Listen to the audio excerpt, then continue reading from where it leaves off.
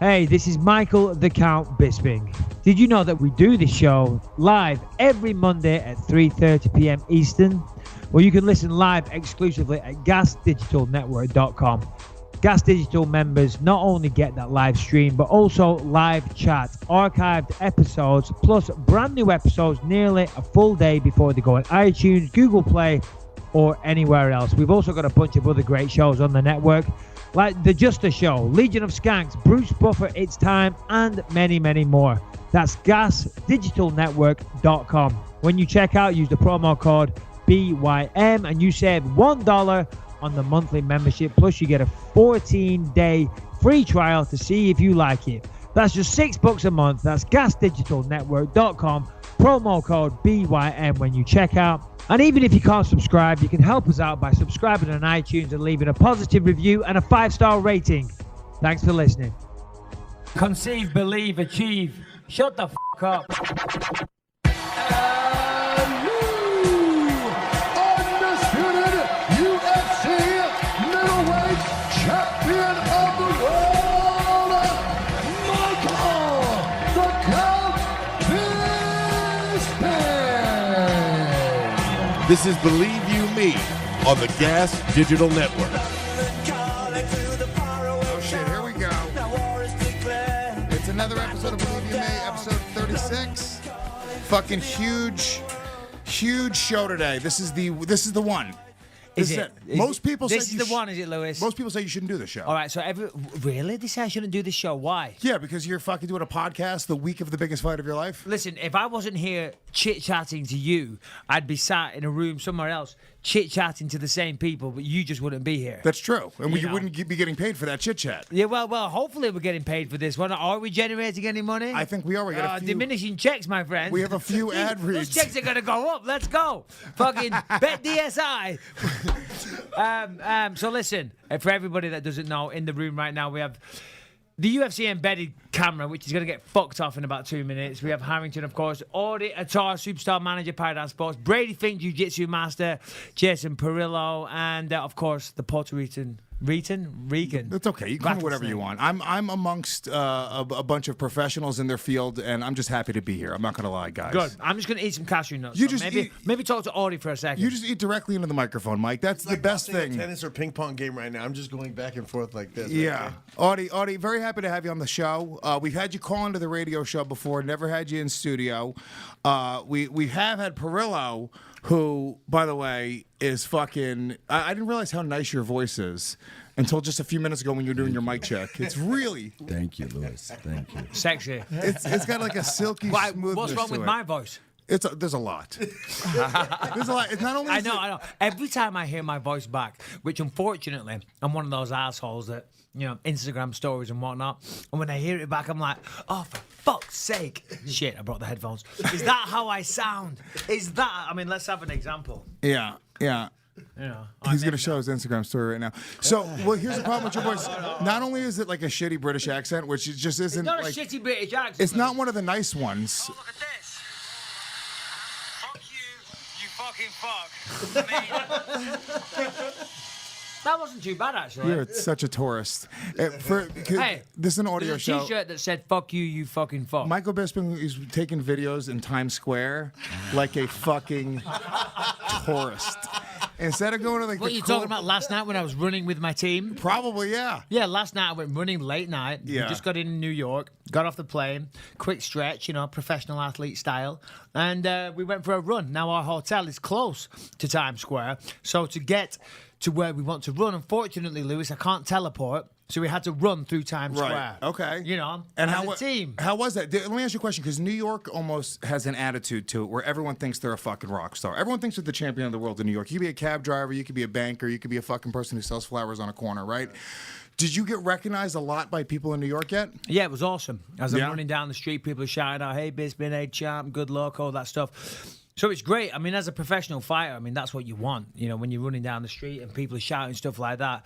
It's like, you know, it's like being Rocky, you know, when he's running through the market and Did a stuff. bunch of kids start following you guys? No, they didn't. Thanks, Lewis. Thanks for ruining it completely. That didn't happen. A couple of fucking pizza guys said, "Fuck you, Bisping." You know, "Hey, you suck." A couple of times. You know, there were certainly no kids. You know, I got chased by a couple of crackheads. I think it was your uncle. But yeah, no, it was great. It was great. I love running in cities because it doesn't feel like I'm running. Because so much mental stimulation. And then, of course, you know, you're ducking and diving, you're bobbing and weaving, you step inside. You know, I'm jumping over things, over bollards, dodging people, nearly knocking over old ladies and kids. But, you know, you're like this the whole time. You know, side to side. It keeps your muscle fibers firing off. Reflexes, baby. It's great. Fucking hell, if I can run through Times Square at that speed, GSP is not going to catch me. He's That's not going to do shit. That's the truth. We got a great show planned. Incredible show planned. We've got nothing planned, Lewis. I have a lot planned. First of all, motherfucker, look at your notes that are right in front of you. It's incredible. You don't even care. He threw him to the side. He's just smashing nuts into his face right now. No homo. And we have. I put a lot. I'm sorry. I am eating. I just worked out. I'm skinny as hell. Yeah. But I need to get skinnier. How are you I need feeling to right lose now? 15 pounds by Friday. How much do you weigh right now? After I just worked out, then I was 200 pounds. 200 pounds. Okay. So I gotta be 185.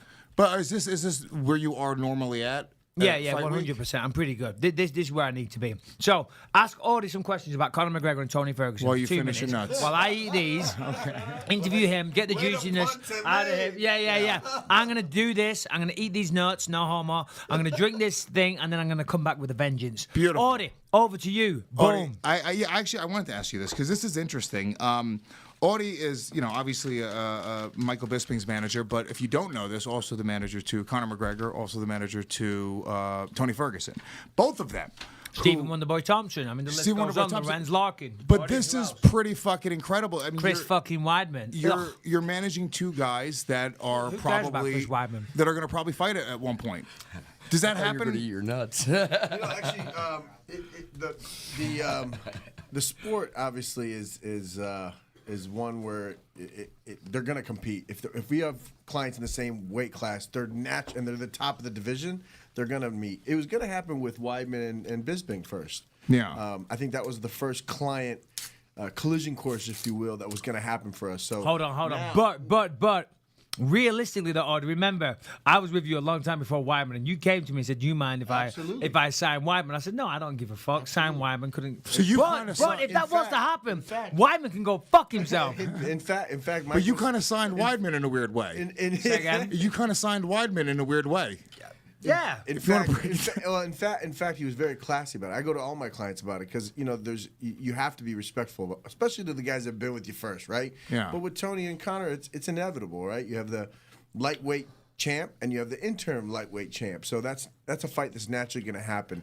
It's not going to be fun I've been saying this, on a human level, not comfortable, right? Yeah. It's good for business. Everybody says you should be happy, but at the end of the day, I mean, for your bank account, it has to fucking rule. At the end of the day, though, they're both. I wish that we had a video on his face right now. He can't even hide the smile. And I try to remind them that at the end of the day, they both do this for the same reason. They both have families. They may talk shit, get fired up, compete, tempers flaring, but at the end of the day, they're professional athletes. They're both doing it for the same reason. So, Audie, let me ask you this. So, and of course, if you don't want to answer the question, you are entitled to not answer the question, of course. In recent weeks, Dana has said, the fight that makes sense. The fight that makes sense is Tony Ferguson and Conor McGregor. That is the fight that makes sense, but that doesn't mean it's the fight that's going to happen. Right. Well, absolutely. Of course, we're talking about Nate Diaz. So can you say which way or not this is trending? No, I can't say that. Yeah. So it's Nate Diaz. But so it's Nate Diaz. You know I wouldn't do that. But at the end blink of the day, twice if it's Nate Diaz. Here's what I'll tell you. Here's what I will tell you. Tony earned the shot at the belt. He won the interim lightweight title. Conor doesn't shy away from a challenge. The Nate fight does make sense, obviously, because of the trilogy. No. They never fought at No, the 155. Tony fight makes sense, is what they're saying. Well, but they both make sense, right? In their own respective way. However, I do believe that, obviously, when both guys go at it, it will, in my opinion, validate the belt system. It will validate, what a championship belt's all about, and that's the fact. So I do agree with you on that. Yeah, no. So, but do you think? I mean, of course, Dana wants to make the biggest fights, and I think no disrespect to Tony. Tony's an amazing fighter, and I've always thought that. But the big money fight really is Diaz 3. You know, I think Conor, and I've said this as well. I think Conor's next fight, whoever it is big. Why would somebody who's a champion not take the fight that's the interim belt? Because shame on them. Yeah, wait, hold on. I just realized. Shame on them. Not taking the fight against the interim champion for a money fight. Because you won this from a lighter weight class that's been retired for 4 years. This is not my Michael Bisping problem. How dare that motherfucker? This is not a Michael Bisping problem. Right. This is not a Conor McGregor problem. This is an Audie Attar problem. It seems the common denominator is that Audie Attar's clients. Hey! Don't say that to Dana White. He's already on the Christmas card list. What the fuck is going on behind the scenes? That Audie Attar, he throws the rule book out the window. He doesn't play by the rules. The reality of it is it's the natural UFC MMA market system moving in its weird way. Yeah. He would have fought Whitaker. Of course. Everybody thinks he's ducking everybody. It's funny the way shit works out. And then I accepted the fight against Whitaker and Romero. And why would he not take a GSP super fight? If Whitaker's hurt, why would he not take a GSP super fight? Of course. Right? All the fans want to see it. It makes sense in terms of bringing a legend against a legend while the interim champ is healing. Plain and simple. There's no other clear contender in line right now. So at the end of the day, I think there's a lot of naysayers out there, but all of them will still tune in. I have a question for you. Dana White came out and said that Conor and Floyd broke the pay-per-view record. What's going on with that? Because at first they said that he didn't. We did, and that's what upset me. I think UFC on Fox reported that we came in second, which was not true. And I don't have the exact numbers in front of me, but I do remember May 6.7, I believe, was. But May packed it in the mid to high fours. And domestically, they were in the low fours. We beat them domestically, and we shattered them internationally. I mean, internationally, we did numbers that nobody ever did, and we also shattered the illegal streaming records. All right, okay. Listen, I've eaten my nuts. Okay, so I'm back. All right, I just want to say, listen. We all love Conor McGregor, but we're not talking about him for the next fucking hour. I want to what a psychopath Michael Bisping is. He literally wanted us to stop the conversation the second he finished his bag of nuts.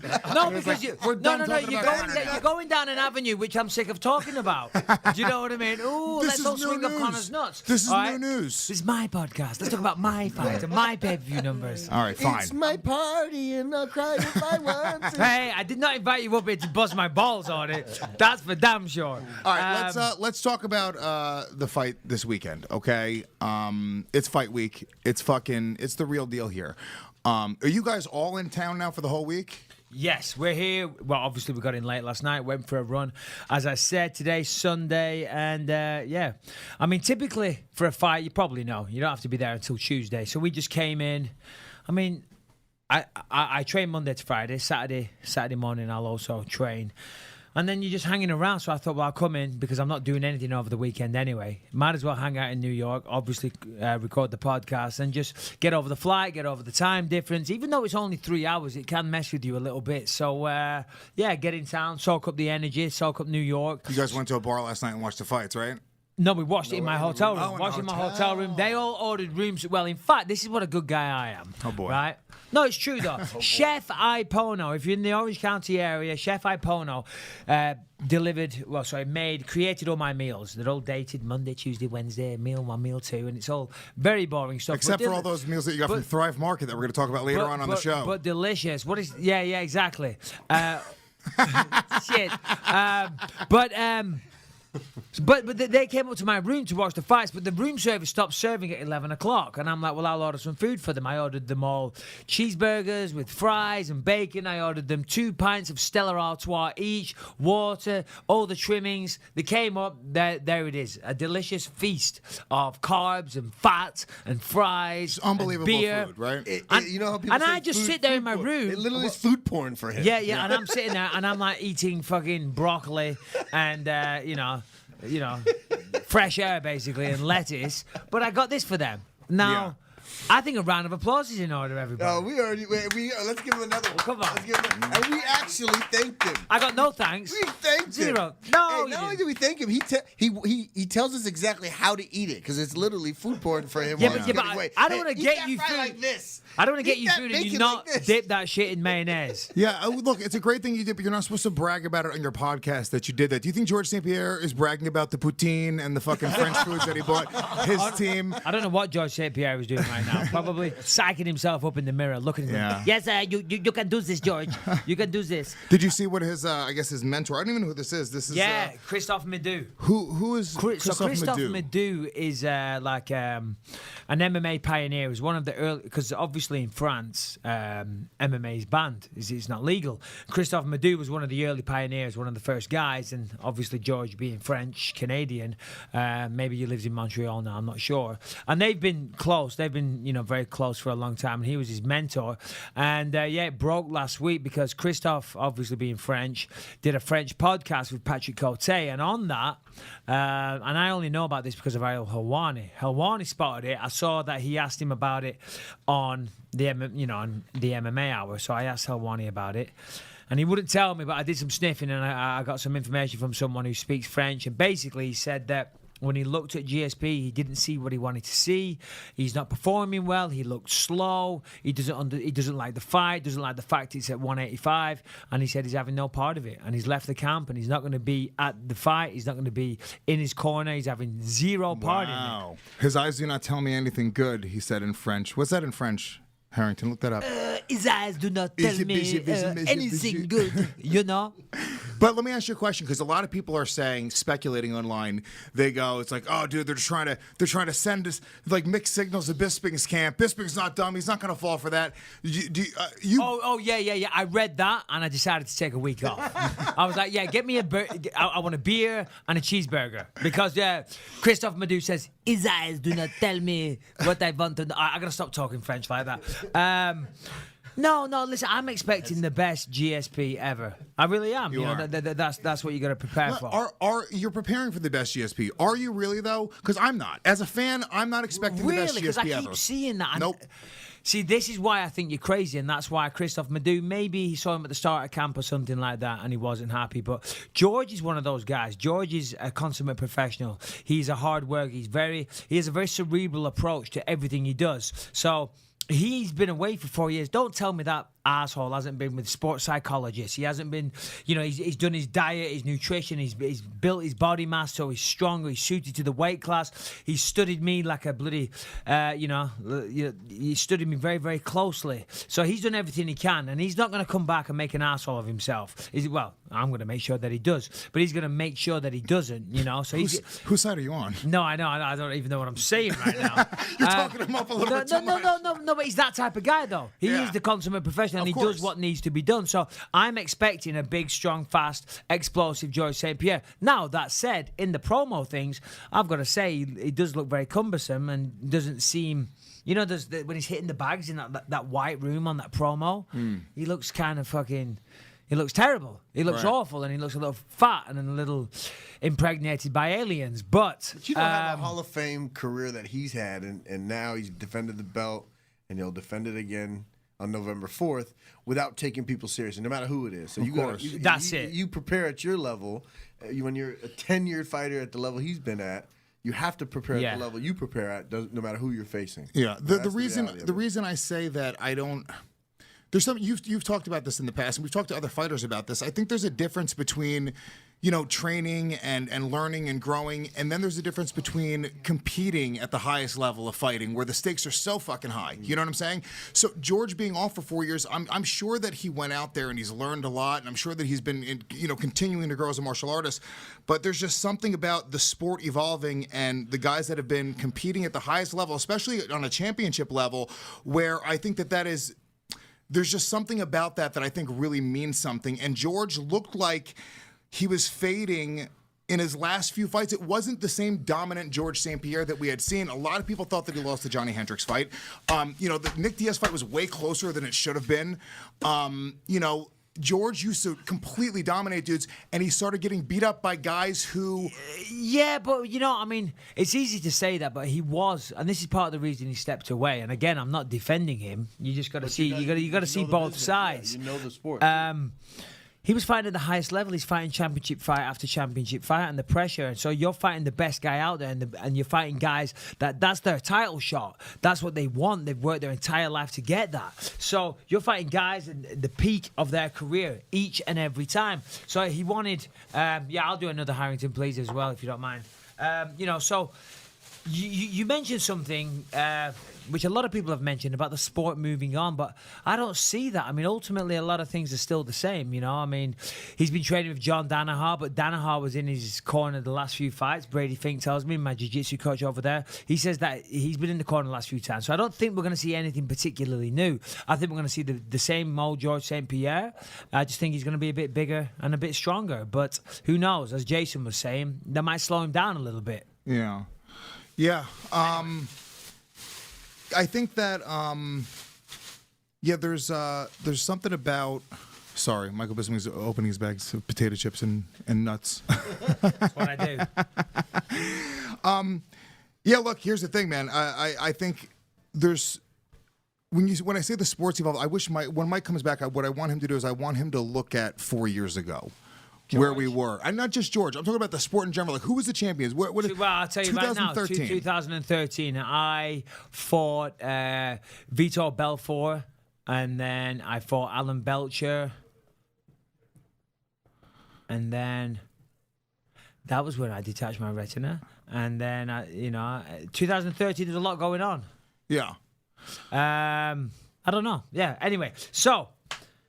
I think that, but I do think that in the past, not a lot's changed. What's changed? People keep saying that. How can the sport have changed? Listen, it's changed in terms of public perception. It's changed in terms of money. It's changed in terms of Reebok deals and stuff like that. Yeah, but the flip side, they think it's because the same nuts and bolts of fighting. What about is still the same. Yeah, but you know what I mean. There might be a few extra little newfangled techniques or whatever, or people might train a little different, or maybe people saying let's not spar as much. Even like you, Michael Bisping today, could you beat up Michael Bisping 2013, or would it be a close fight? I'd say so. I mean, I've definitely developed and got better. Yeah, wouldn't be a walk in the park, but I'd say so for sure. That's why I'm the champion now. But that's what the critics are saying, is because he's been out for so long, and you've continuously not only trained but have taken fights. You're constantly evolving as an athlete, as a fighter. Whereas, call it ring rust, call it what you want. That's what the critics are saying, is because he's been out for so long, coming up a weight class against a I hope so. Tenured fighter like yourself. I hope that's so. The risk. I hope so. But is that what you're saying? But as a fighter, you can't think like that. You can't. You can't think. Oh yeah, he's had 4 years away. I'm thinking the opposite. I'm thinking he's extra motivated and then gone to extra lengths because of that. And George is that type of person. And believe it, he's very, very confident. When we've sat in those press conferences, press conferences, I can see a confident man. For sure, and he does. He believes it. We wrestled a long time ago. Spoke about this, and he dominated me there. So he thinks he's still going to do the same. Yeah. But people are sick of us talking about GSP every week. It is the big fight. I'm 200 pounds right now. I've got 15 pounds to lose. That's going to be a pain in the ass. Talk to me, because I want to talk about last night's fights. But real quick, you had a thing with Cody Garbrandt this week. Not really. I like Cody Garbrandt. He does not like you, apparently. Really? Why? What's he been saying? Well, did you? I mean, you guys got into a little tour. He tweeted about you. What'd he say? Are you really ignorant to all of this right now? I don't fucking... Cody Garbrandt tweeted out, let's be honest here, Bisping, your fight is a gimme fight, and the only hype around it is that is George's comeback. And then he tweeted out, no disrespect to Rose or Joanna, I think they're great fighters, but we know who the real main event is November 4th. Yeah, well, that's all well and good because he's hyping his fight. But like I said the other day, when I got asked about it at the UFC Media Day, I'm like, I've never paid to watch two men fight who are the size of my fucking legs, right? My son, Callum, could beat the piss out of Cody and TJ put together. And I will backhand Callum in my fucking sleep, okay? If that shit ever steps out of line, Callum knows where it's at. And if Cody wants to step up, I'll send Callum round and he can sort him out. And I said, Cody needs to stop plucking his fucking eyebrows and spend more time in the real world because whatever you think, you're not the main event, you little shit. All right, good for you, right? Go and try and knock someone out, and I hope it's good. But if you check the papers, you're the co-main event, motherfucker. That's fucking hilarious. True, though. I'll backhand my son in my sleep. Well, yeah, I mean, Callum's a good wrestler and all that, but he'll take fucking them two That's pipsqueaks down. Pipsqueaks. Unfortunately, you're pipsqueaks. That's why you call There main it is. event. There's those eyebrows. Come on, man. He plucks those bad boys. And what are we saying about the mascara? Yeah. You think there's mascara on there? Possibly. Yeah. So yeah, I think what it was. I think he was Those eyebrows. reacting. Where's that come from? I don't know. Somebody put that out there. Oh, What is that? really? They could What have website is picked a that? better picture of me. Jesus Christ. Yeah.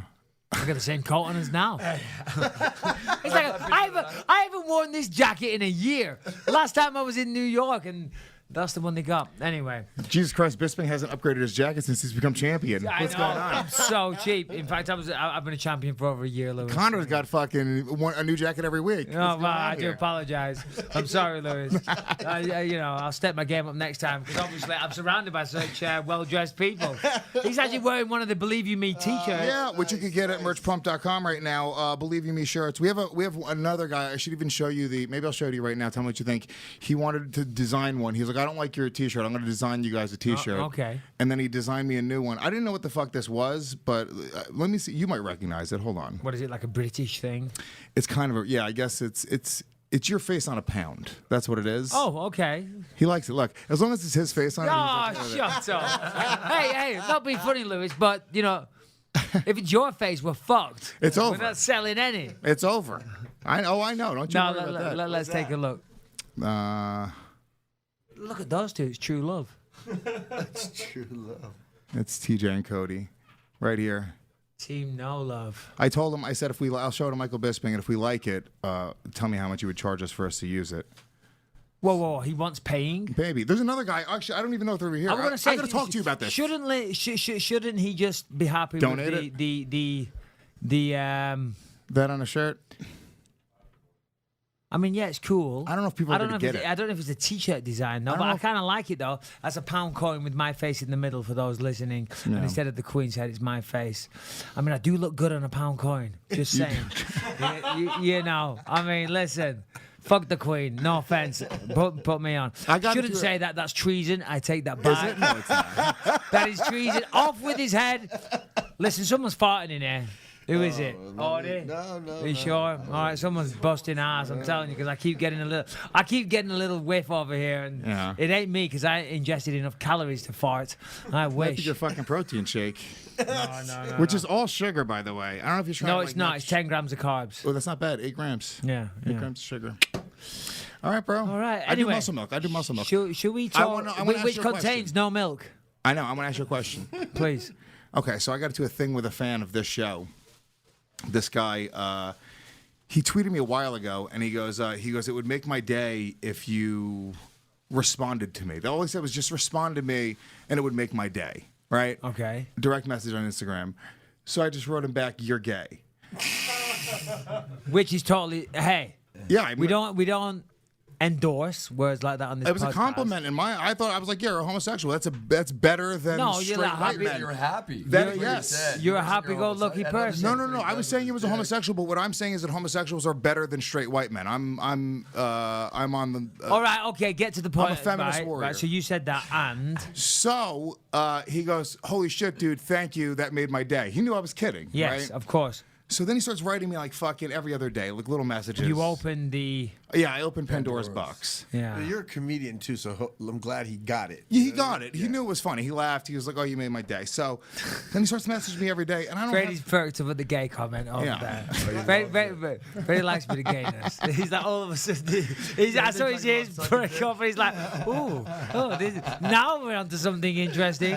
I've got no UFC championship to worry about. They have nothing to take away from me. I will say gay all the live long fucking day. Well, I won't. So Yeah, no, he will. You as long as you keep on reprimanding me for doing it on the show, then Exactly. you're coming off right. Although there was something, never mind. I'm What are you going gonna to dig up something there. Forget it. Yeah. Anyway, moving on. So continue with the story. As Audie sits next to Michael Bisping, 5 times already he's kicked him in the ankle to not say something. Well, it's because obviously as an I'm athlete, kicking you in the ankle now. Stop. They're on another pedestal, as you know. You're a comedian. You can make those jokes.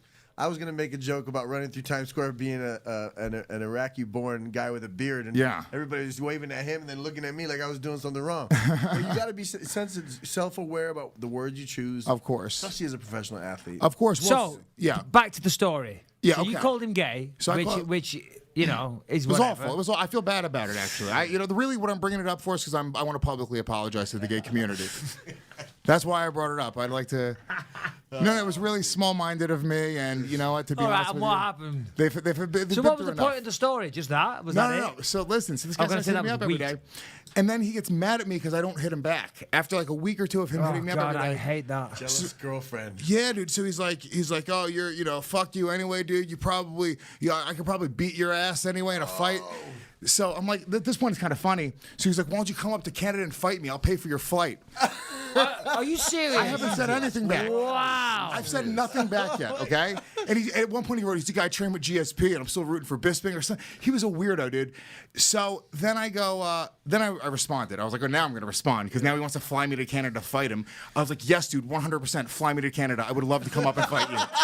That's great. Yeah. And So then he goes like, "Do you serious, dude? If you want to do it, come fight." I was like, "Dude, 100%. I swear to God." He goes, "Do you think Bisping want to come with you?" I was like, "Dude, I just asked him. Yeah.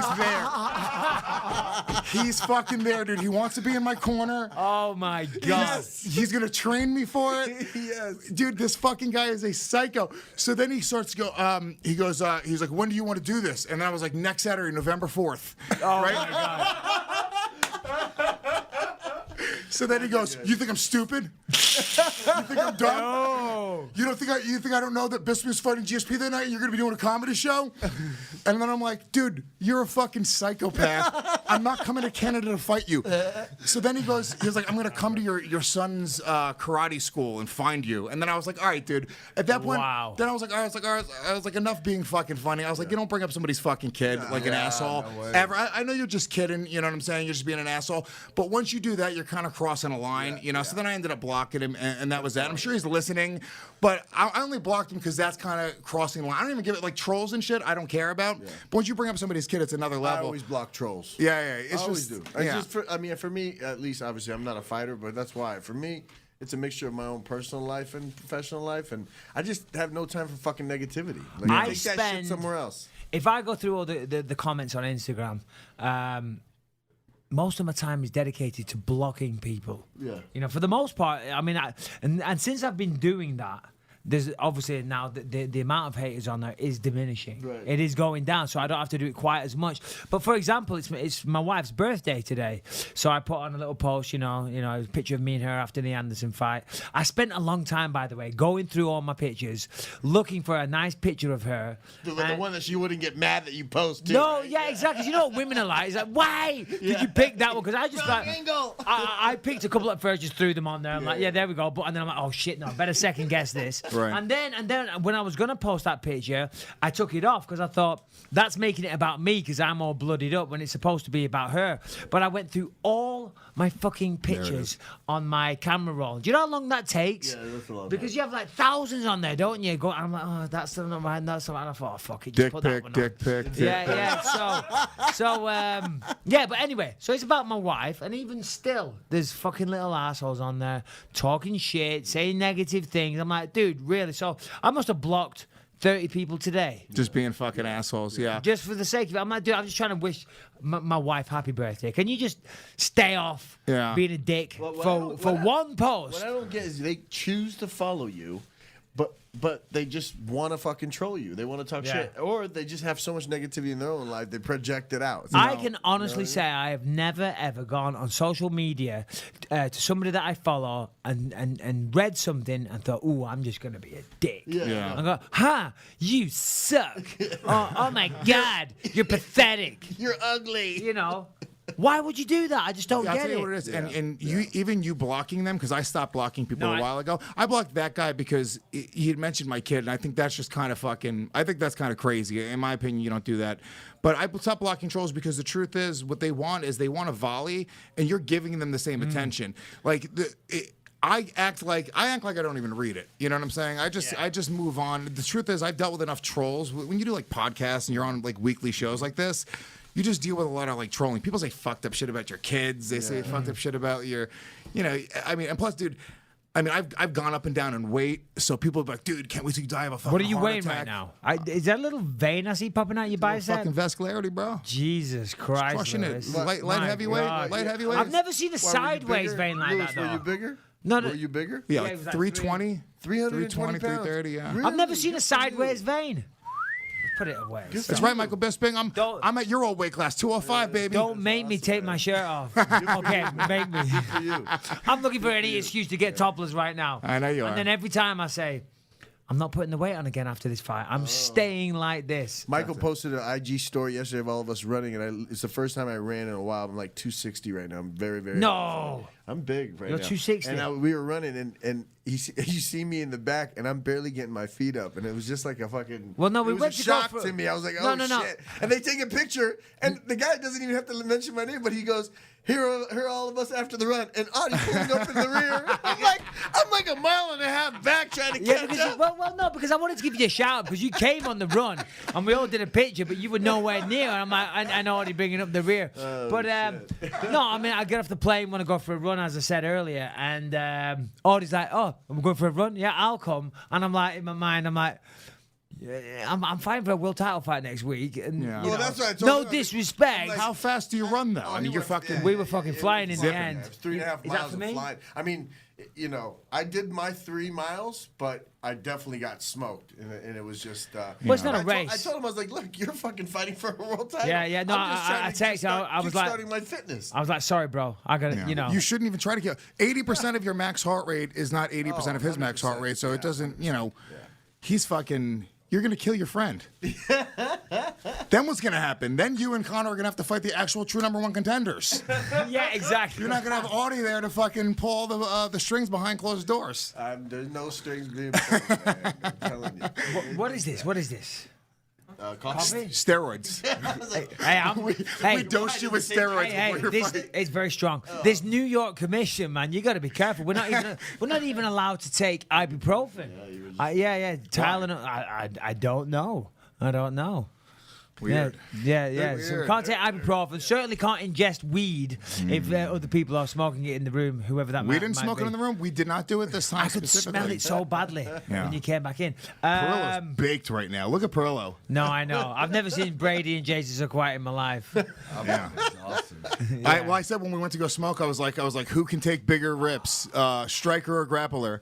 Oh, really? Is that what you did? Turns out neither one of guys, them. Neither Let's one not of go them. down a weed topic conversation. You can't help yourself, Lewis. I know you're an addict. I'm sorry, man.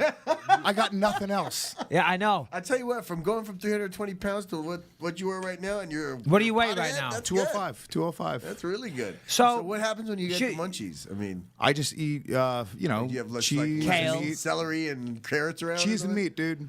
See, the good news is... Cheese? Really? Yeah. Oh, yeah. the last couple of weeks, I had Dean Amasinga. We spoke to him last week, and he's a vegan staying with me. So I've never eaten as many vegetables and stuff in my life, but it is good for you. It's really good. I know it's crazy, but I really did feel the energy levels. I felt so much better, you know. I mean, every meal was like, and we were having all this stuff for like probiotics and stuff. We were having lots of sauerkraut and all kinds of stuff. He keeps saying, "Oh, it's good for your gut." The only thing he named was sauerkraut. I was like, this sounds awful. No. Sauerkraut, Did you have a hot kimchi, dog to put it on? All kind. No. Just hot dogs, squirting I was- mustard into your mouth. Chickpeas, kale, all kinds of stuff. It was great. Lots and lots of vegetables with a tiny little bit of chicken on the side. And believe it or not, Believe you me. Believe you me. I was eating the vegetables and not so much the chicken, which is surprising. Could this be a new lifestyle for Michael Bisping? No. I would like to say yes, but the moment I can have a slice of pepperoni pizza, That's it. that motherfucker's going down my Is neck. that the thing? Like, what's the one thing you're gonna fucking? Well, eat? so here's 'Cause the you're thing. in New York, right? So here's the thing. Typically after a fight, and Brady is the guy that normally goes and does this on a Friday morning. He goes off. Obviously, we have the weigh-in. Well, it's a little different now because we have the weigh-ins nice and early on a Friday morning, and then Friday afternoon we have the ceremonial weigh-in. But what used to happen is, of course, we make weight probably at 9, 10 o'clock in the morning, and I have to hang around all day on weight, and you're dying. So Brady goes off to the store for me. Sometimes Jason will go, but whoever goes. And I'd say, right, and here's what he'd come back with. At my request, grapes, sandwiches, a bowl of pasta, maybe some Snickers bars, some Mars bars, some chocolate milk. What else, Brady? What else? Some type of juice, muscle milk. Yeah, muscle milk. Brady's on the spot. Ensures, carb shakes, just fucking anything and everything. He likes the pasta. Yeah. Just in case I want it there in the bag. And then they come back, they put it in the big bag, they fill the bag with ice because I want it all cold. And then immediately at the weigh-in, on the scale, I'll drink a Pedialyte, and then I'll drink a water, and then I'll have a bit of pasta or something, and then I'll go for a Snickers bar. And I always have a chocolate milk because I'm thinking the carbs and this and that and everything. And then after that, we'll go back to the hotel, and I'll have some room service ordered prior to me being there to be there at a certain time. Normally a pizza because I'm thinking carb up. And then I'll have a little nap, and then we'll go to an Italian restaurant, and of course there are lots of pasta and pizza and garlic bread, and I think fuck it, I'll have a dessert and this, that, and then I go back and I gotta take the biggest shit you've ever fucking dreamed of. And then the next day on the Saturday, I'm super strict, right? I eat well, and I'm telling Dean that he's a performance coach who knows a lot about nutrition and stuff, and he was almost having a heart attack as I was telling. He's like, oh my god, I can't believe that's what you do. I'm like, well, I always feel great. He's like, Mike, no, it's going to be very, very different this time. So he said, No way. Yeah. Fuck no, it's not going to be different. You can go fuck 18. Go fuck yourself. Why? You're not changing. Your fucking goddamn fuel. Did you just not go to... I saw you go to war. Fucking pizza and fucking garlic bread with Anderson motherfucking Silva Well, and you kick know what his they fucking say, ass they say, for you've 5 been doing fucking it. rounds. Yeah, but he's of the... He's right from a sports science and a nutritional standpoint. Yes. But you've been doing it for so long to change it now. The question is... I eat healthy. Does it Dean, fuck with your I'm kidding about psychology? go It's fuck like you have a yourself. specific No, way of doing it. he's saying on the Friday night, and by the Fucking way, fuel, man. No, Fuck him. by the way, Fuck you, no, Dean. stop. Hey, I was Dean, just I gonna love say, Parillo, hey, please. hey, Love let's Parillo. not, I'm kidding, hey, I'm let's not turn kidding. this into a witch hunt Fuck on you, Dean Dean. Amazinga. Fuck you, Dean, and fuck your vegan lifestyle, you pussy. We're You and coming your for you. fucking vegetables. Go shove some broccoli up your ass, Dean. Yeah, you know he wants to. He wants to take a carrot and shove it right into his asshole. God damn it. Now you got me woke up, Dean, you motherfucker. You do not bring vegan lifestyle to Michael Bisping. Free steak, motherfucker. All right, hold on. Red meat all day, bitch. I love you, Dean. Hey, no. Let's not turn this into a witch hunt on Dean Amazinga. He's a professional, and this is how he makes his living. He'll love this. Of course. He's actually in Portugal right now with the England rugby team. But what he wants to do is he's saying rather than an Italian, we should go to either a Greek or a Mexican restaurant because instead of pasta, we should be getting the carbs from rice and things like that. I don't know about Tell that, that Jay. to Anderson Silva after he got his ass kicked when you were eating fucking garlic bread and fucking garlic nuts and fucking That was a good goddamn Italian pasta restaurant in and London, fucking- in London too, right? But wait a minute, what You could have won happens? 5 more rounds. You could have No, won no, 5 but- more rounds that You night. go back in No, time. hold- If he so- would have so- just eaten rice instead, he fucking knocked out Anderson in 6 seconds. No, but Shit. It was the pizza. So listen. No, hold on. So his theory, of course, and he's right. He says, well, you've been disciplined for so long. What's one extra day? It's true. It is true. It is true. You know, so I'll still have some things that make me feel good and things that I'm craving, but for the most part, I am going to try and follow what he says. Your stomach doesn't hurt like the next day, like because here's the thing. I No, it diet doesn't. like No, it crazy. doesn't. I do like I'm doing like keto dieting right now. We're doing this cruise next week. I'm trying to fucking just have abs when I go, and I'm bringing my girlfriend on the cruise too. So You're just in wanna love, by the fuck- way, She's your Louis. abs or what? I see how in love you are, man. Oh, yeah, it's a problem. I follow you there on the Instagram, and someone just farted there's quite again. a lot of. It's like you have a fart smell. It's got to be like, Audie. It's Audie. Yeah. Yeah. He It's just like, squeezes it's like, little ones out. he's like, stop throwing me under a goddamn bus. First of all, That's why I Audie was farted. 60. You know That's why Audie was 60 feet behind you guys. Guys, let's try and keep. I know I said Audie. You're the one that brought but it let's up. not make it about farts. Let's just try and raise the bar on the intelligence level a little bit, okay? So tell us about the cruise, Lewis. Oh no, well no, that's the thing. I diet like crazy. Who's this? Oh, this is my girlfriend. Oh, he's in love. Yeah. Mike's just pulling up pictures in real time. She's a comedian as well. Yeah, she's a comic as well. So we're going on this she cruise is, together. nice. So but we're long distance. So I Where is diet she? Where like is she? lives in LA. Okay. So we diet like crazy. We're not with each other, and then we link up and we just eat and fuck and like. So the first day it's great, Tell but jokes. by day 2 or day 3, I've been eating so I bad. thought of this great new joke there. We're gonna love it. You got the worst. No, farts. no, it doesn't work, Lewis. Yeah. You need to change the punchline. Yeah. You got the worst farts. Keto shits diet. By day 3 or what? Yeah, by day 3, I have to hold in shit while we fuck the whole time. And literally, my asshole feels like it has to, like, it's about to let out, like, diarrhea. So, but that's what I'm saying, though, is like, when you eat that bad, This is the most disjointed episode of this podcast we've ever had. We the haven't shit? actually Wait, what discussed any topic in any kind of detail. Listen to me. Anybody listening to this, yes, they may be laughing, but they're not learning this is anything. called free I flowing. sometimes. if somebody listens to this podcast to learn something, they should fucking kill themselves. That is crazy. If you use this for any educational purposes ever, put a fucking bullet in your head right now. You don't deserve to be alive. Yeah, agreed. Fair enough. Listen, I want to talk about Last night's fights? fights last night. Okay, all right. I'll pretend I care. I do a little bit, so it's I good. watched the main event and co-main event. I watched That's the all main and watched. co-main as well, and I watched a couple of others actually. So Talk about my drink just spilled everywhere. Can I give this to someone to get rid of? talk about the main event.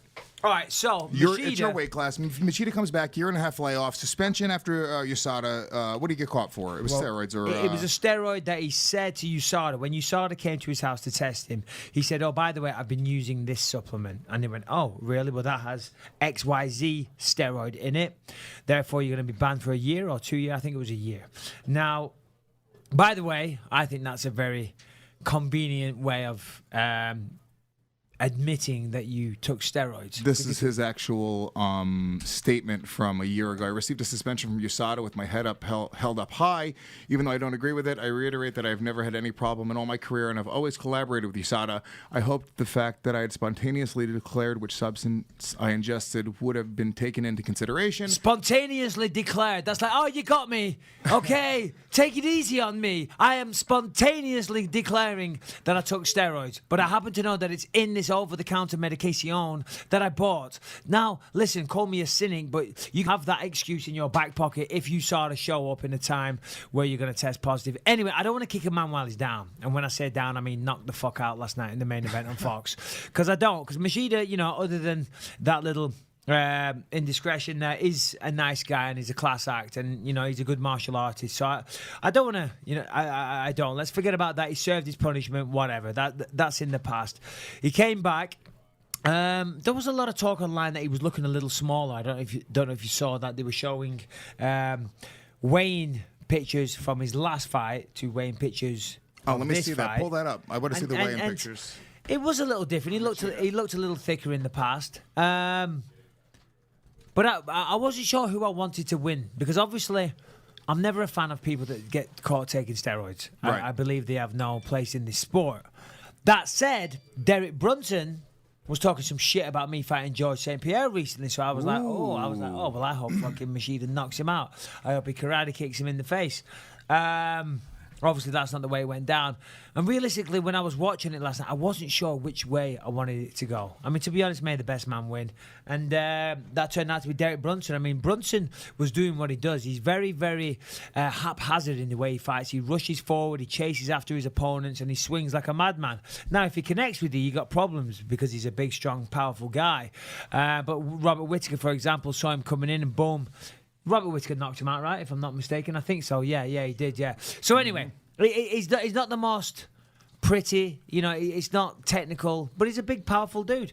And he connected with that left hook, followed it up, knocked out Machido. So Brutal ground and pound, like flat out. the referee should have stopped that sooner as well. Yeah. There was 2 or 3 shots on the end when he was out cold. So I mean, Machido's in a tricky place now. He's 39, just got knocked out cold after coming back from a USADA suspension. I mean, he's not going to be looking at any title fights. That's for damn sure. But there's also something to be said about who you lose to, because it's not like Brunson's only lost to the best of the best in the weight class. He lost to Anderson Silva, a close decision. Got knocked out by Robert Whittaker, who now is the interim champion. Got a loss back. Yoel. Yeah, Yoel in 2014. And that's about it, I think. Yeah. I mean, that's it in like recent history. A couple losses earlier to Jacare and to Kendall Grove. But he's a dude Kendall Grove.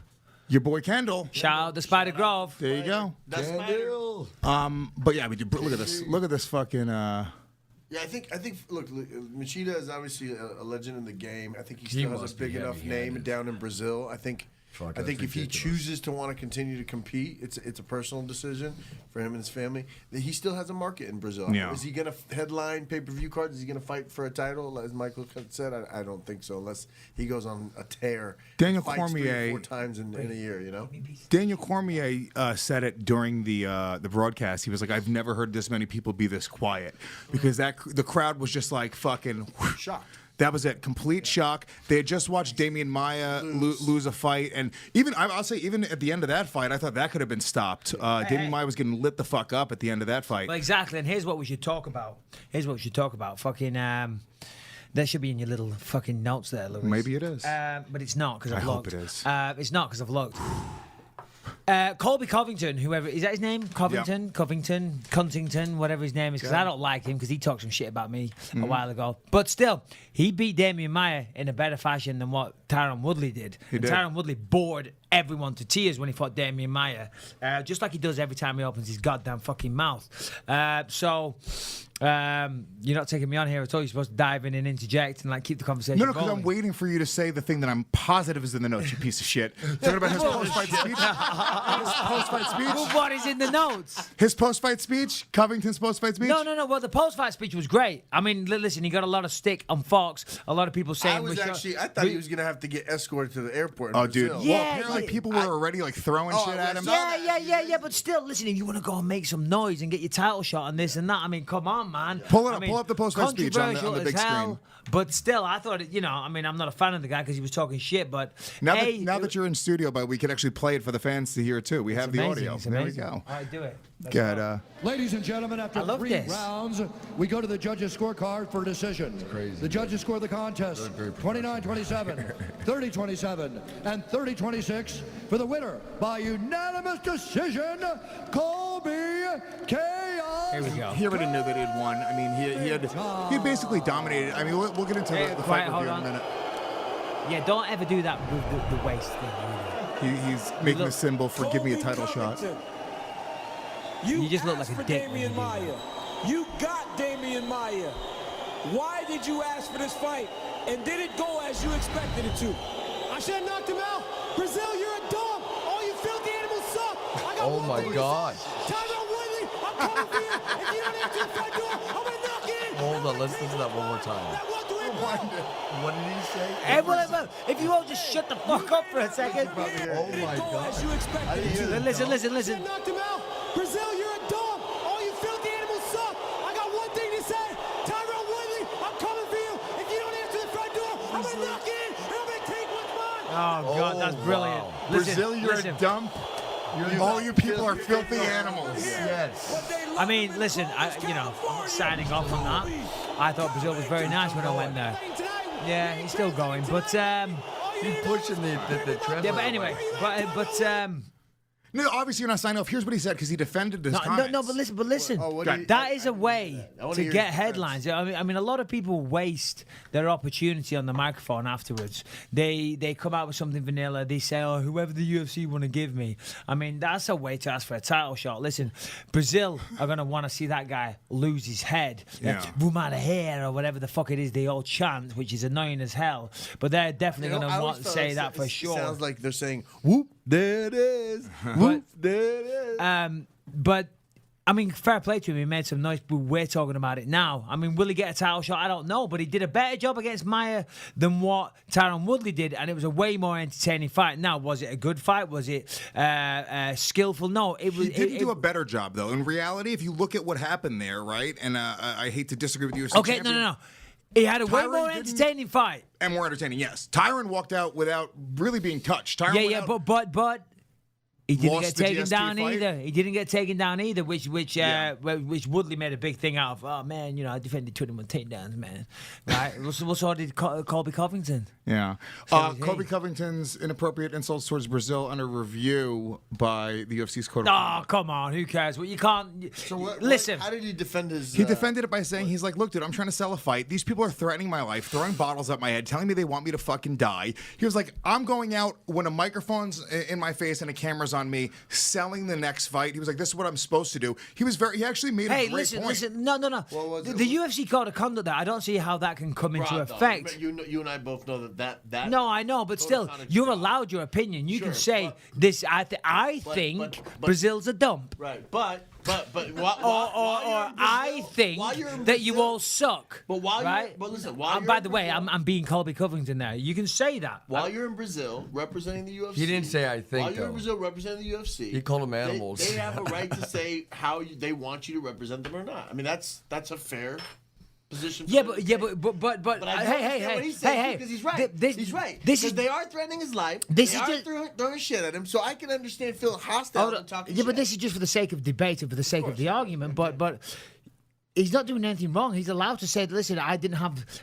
In essence, what he's saying is, I haven't had a good time here. You haven't been very welcoming of me. That's not what he said. And you can all go fuck yourself. Bunch of animals. I don't know how That's a translation. I don't know how he Yeah, you're good translated that. translation. No, but yeah. that's what it is. Through the I've Michael had a very Bisping unpleasant. translator. I've had a very unpleasant time. It was very unpleasant. If you go through the count's translator, it's fucking go fuck yourself. I hope your mother dies. Is I would rather not eat at this restaurant again. You have to understand. There's a translation there. But listen. But all right, words to that effect. Was it choice language? Was it a little stronger? Yeah, for sure. But realistically, I mean. What did the UFC want? Did they want a bunch of drones that are just going to go out there and have no personality? I mean, this is the real world. I mean, people that fight like we do, you're going to get certain people. You're going to get people from every level of society. And Colby Covington, obviously, is I'm not trying to big him up. I'm not saying it's good or bad, but obviously he's a rough bastard. He's obviously someone that maybe if shit goes down for real, you might want in your corner. And if you want people to step into a cage and fight for a living and fight their ass off, that's the type of person you're gonna get. So you can't you gotta take the rough with the smooth. Yeah, I think. Right. Yeah, Audie, you're a manager. Colby Covington's your client. He fucking goes out and says that. Does your head explode? You go, oh fuck, dude. Here we go. I think you definitely go in because you want a Reebok sponsorship. And that's thing. not going to get you those things. And also, I mean, if you have Brazilian. By the way, I wasn't clients, condoning what he said. I wasn't condoning just it for the sake of debate. No, right? we all have it on recording, Mike. We all know what you said. You heard the Bisping translation. But if he's my client, you go into crisis management mode. You're concerned not only about his own image, you're concerned about a potential kind of violation that the UFC may try to bring against him for code of conduct violations.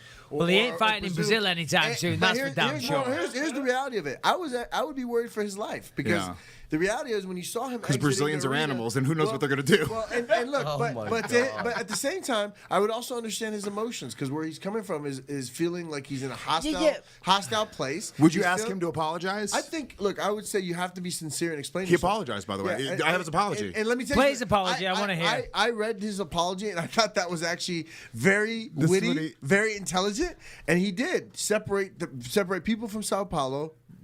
This is what Colby says. That was host between them and filthy animals. But I went to work last week. I was screamed at, spit at, assaulted with water bottles and other objects by an angry mob, and serenaded by 10,000 voices yelling, "You are going to die." My employer had to place security at my hotel room to protect me. I would like to formally apologize to any filthy animal I offended by comparing them to my hosts in Sao Paulo. I thought that was brilliant.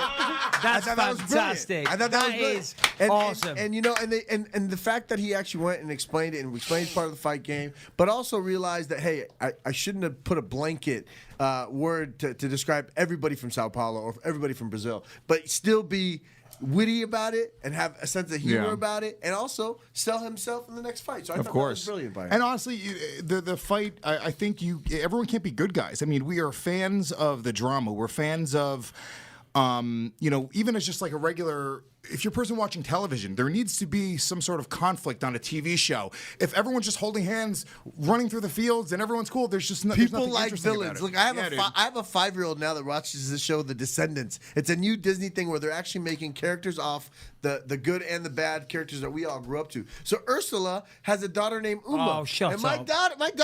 my daughter wanted to be a villain. Ursula, what is this? Ursula from Little The Sea Mermaid. Witch. I know. And she had a daughter named Uma, and that's who my daughter What wanted are we to be. talking She wanted about to be now? A villain. She wanted to be a villain for Halloween. So people do tune in to watch not only the heroes and people they like, but also people that just can't stand. That's Yeah. just the reality of entertainment. That's it. It is.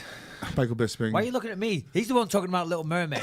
And then when it ends, you look at me like I've got something to interject with. I got nothing on that. All right? I took that moment to drink my water. And drink it I will. Uma, the daughter of Ursula? She's black. Ursula wasn't black. Ursula was like blue. Yeah, but it's 2017. She's gay black. Yeah, she's whatever. She's transgendered. You know, yeah, she's transgender. Those weren't tentacles. Those were 8 penises that she had surgically implanted below her. Thank God my daughter's not listening to this show. They're there. Look, there's your penises. Jeez, Well, she's a beautiful woman. no, she I'm is. not saying it's a bad thing. It's a beautiful transgendered woman right there. I would marry that woman. All right. Let's So, move it on. So, Real anyway. quick, let's talk. Let's talk about our sponsors really quick because we have to do some ad reads right here. All right, well, let's do Gotta it. pay the motherfucking bills. Thrive Market, brand new sponsor, Mike. We've been using them for a couple weeks now. No, I know. I love them. They are great. They're fantastic. I mean, Thrive Market really has everything you would normally get at a greengrocer, except, and this is the good news, of course, in this modern age, you've got to be aware of it, it's all organic, non-GMO, paleo-friendly, and it's all at a discount, so you can live like you're going to Whole Foods at Target prices. You know what I mean? Not bad. They cut out the middleman so you get the stuff you want, the stuff you need, without paying the light bill of some bougie supermarket. Try it today and get $60 off free organic groceries, plus free shipping and free 30-day trial. You can get that offer at thrivemarket.com/believe. Thrive, THRIVE, market.com/believe. This is the thing that everything. My son loves yogurt. I'm getting him organic, non-GMO yogurt. And I say, Michael, it's Michael, yogurt. no, you're We not say supposed to read yogurt. that. This is supposed to be like a time where we tell a personal story. Like this is like for example. For example, my son. Hey. Well, why not? Have for example written there. You hand me a fucking ad read. I read it. That was a diamond read. I mean, hey. By the way, my son does love yogurt. He eats it every morning. Doesn't he? Doesn't he? Yeah, but now I can get him non-GMO yogurt. Non-GMO yogurt. ThriveMarket.com. When you put your son in the fight against Cody Garbrandt and TJ Dillashaw, you're gonna have to. Hey, do you think there'll be any shit talking from that at the press conference this week from I guarantee the first questions. Well, not the first question. Someone's going to ask about it. Good. I hope they do. What if they jump your son, both of them, to prove a point? Do you know what? Every time I have an argument, or not an argument, every time I have an issue with like a fighter or someone says something, I always say, "Listen, my son could beat them all." And what I don't realize is that 16-year-old being put in harm's way. There's a big line of MMA fighters wanting to beat my son up just to prove a point. So sorry, Callum. Yeah. So listen, okay, they got it. Truly is great, dude. Shopping online is the new thing to do, and being able to get healthy food at your fingertips, delivered directly to your door, it makes everything so much easier. Especially if you're not in a big city. We live in New York and LA, so there's a lot of health food stores. There's a lot of places like Whole Food. There's a lot of places that are very health conscious. A lot of other places in the country, it's not that easy. This makes it super easy to eat healthy, whether you got a raw diet, a vegan diet, a paleo diet. Look, motherfuckers, I lost over 100 pounds, and it's by eating low carb, low sugar. You guys can do a diet like that super easily by joining Thrive Market. With every sign up, they give a membership to veterans or low-income families in need. That's an extra That's thing. good. That's great. Cool. That's incredible. I mean, the good thing is as well, I mean, it's all well and good trying to lose weight and be in shape, but you want to be healthy as well. And the organic and non-GMO thing, that is a big thing. And that's a big thing in our house right now. We're trying to make sure we, eradicate all that bullshit, all those chemicals, because we want to live a long life. I mean, these days, the amount of bullshit that's in food is unbelievable. So if you go to Thrive Market, you know that none of that's in there. As I say, it's all organic and non-GMO. ThriveMarket.com/believe. And that is the promo code. Yeah, $60 for your organic groceries, free shipping, free 30-day trial. Holy shit. Michael Bisping is just giving things away. What is it, Christmas? I thought it was Halloween time. I'm a very giving person. You're very giving. Everyone knows that about you. Okay. So BetDSI. Can I say something? BetDSI.com. Did you have the pick wrong? Did you pick Machida this past weekend? I don't know. Or now you don't know. He always Yeah, when he's I right, know. When he's right, he remembers every time. I did pick Machida. You did? Because Brunson can kiss my ass. Yeah, but you were picking with your heart, not your head. Yes, I was picking emotionally. I wanted him to get knocked out because Brunson can kiss my ass. That's true. Well, here's the thing. I'm not making picks anymore. Well, I'm not making a pick for this fight. Because it's your fight, and I have a curse. You used your free $25 for registering at betdsi.com, and you lost based upon my pick. Just remind yourself that it was a free $25 for registering at betdsi.com. So really, I didn't cost you $25. I just stopped you from You gave them an experience. I gave them an experience, but what you could do is re-register with a slightly different username and get your free $25 again. And bet on me against GSP. So go to betdsi.com, use the promo code ME25, use a new register name. Or what if everybody that does it promises to give you 20% of the winnings, you throw the fight against GSP, have them bet on GSP. Call me, we'll drop a contract. Yeah. No. But seriously, if you do want to make some money, put it on me, because this weekend I will be beating George St. Pierre. So BetDSI.com has been in business for over 20 years, A+ rated on sportsbook review sites, easy to use mobile playing interface, and they have odds on everything. For example, you could even bet on TV shows. You could bet on fucking news events, politics. We could bet on if you're going to continue to bust my balls on my own fucking podcast. You bet guys. on who farted? 100%. Yeah. Audie, you've been farting this whole time. It's definitely you. No, it definitely has been. Look at this guy. He's sitting there like all quiet. Yeah. Anyway, go It's to it's also not only the $25 for free, but we give you a 200% bonus on anything you do. Yeah, which is crazy. You know, so you put $100 on me, for example, this weekend, that will become $300. So go to, it's crazy. BetDeside.com. You could get rich. I mean, I don't know what the odds on me are, but if you put $300 on me, you'll definitely make some money. I don't know about being rich, but you'll be able to take your wife out for a nice steak dinner at the very least. Yeah. So go to betdeside.com, use the promo code ME25, and you'll get $25 free, as I said, just for registering, and you'll get a 200% bonus match on your money. Do it. betdeside.com. There you go. Let's get back into it. We're into it, Lewis. I never got out of it. That's true. What were It is true. What were the odds? What were the odds? I don't know. What are the odds for me? But let's talk about the entire fight card. Let's do some picks on the card. All right, 217. let's go through it. Saturday night. Obviously, You got the fight card there? I got the main card here. Mike, pull up the entire fight card on the big screen. Do we need to go through the entire fight card? No, we'll do the big fights. All right. Masvidal gets his ass. I'm looking forward to seeing that little shit George Masvidal this week. Yeah. I bump into him. Motherfucker. Fucking stupid sideburns. Wolverine-looking motherfucker. You know what's fucked up? I liked George Masvidal. He talks shit about you nonstop. I know. And me. And now he's got a fucking enemy in me. He doesn't want an enemy in the Puerto Rican rattlesnake. You're a tough guy. I'll tell you right You're now. a bad man to piss off, Lewis. I'll tell you right now. Puerto Rican rattlesnake. Yeah. Hey, I don't know what his problem is. I mean, maybe it's because I ripped up the Cuban flag, and threw it at Yo Romero. I don't know. Even as we're talking before about the Brazilians freaking out about Colby Covington, and the Cubans freaking out about you in this flag. Who really gives a fuck? Who has that much pride? I mean, who gives... Yoel Romero did a video where he's literally dancing and burning the British flag. And listen, I am fiercely British and very, very patriotic, but at the same time, I didn't bat an eyelid over watching that. I actually thought it was a well-produced video, and I was like, yeah, props, that's actually pretty good. You called the producers, you were like, I'm can we do something? yeah, can I hire you for my next one? Yeah, it's like, get over it, you prick. And listen, I was ringside for when Yoel was fighting Whittaker, and he was gesturing me in between the rounds, you know what I mean? Sticking his tongue out and pulling stupid faces. So don't fucking provoke me, especially when I've got a little tiny... And it wasn't a Cuban flag. It was a cocktail stick with a little tiny Cuban flag on it. Yeah. But it wasn't a Cuban flag, I'm like, you prick. Ripped it and threw it at him. Yeah, but my point is, who fucking cares? You could burn an American flag. You can say fuck 116th Street in Harlem, which is my specific street, and I don't give a fuck. Why do people care about these national things? It's only other countries. Well, you say that as a Puerto Rican, but I will say this: I'm not sure if you speak for the majority of Americans there when you say that, because as an Englishman living in America, and now we're starting to have some kind of a real conversation. As an Englishman living in America, I mean, you guys are, and rightly so, by the way, fiercely fiercely patriotic, and the flag and this and that. I mean, a lot of houses in my neighborhood, they all have the fucking flags hanging outside the houses, which gets on my tits. That's not really being patriotic, though. Like that's it's being very fucking annoying, is what it is. Because I'm gonna put a fucking Union Jack out there and say "fuck you all." Yeah, but nobody would care.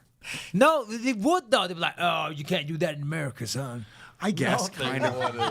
Can't do that in America.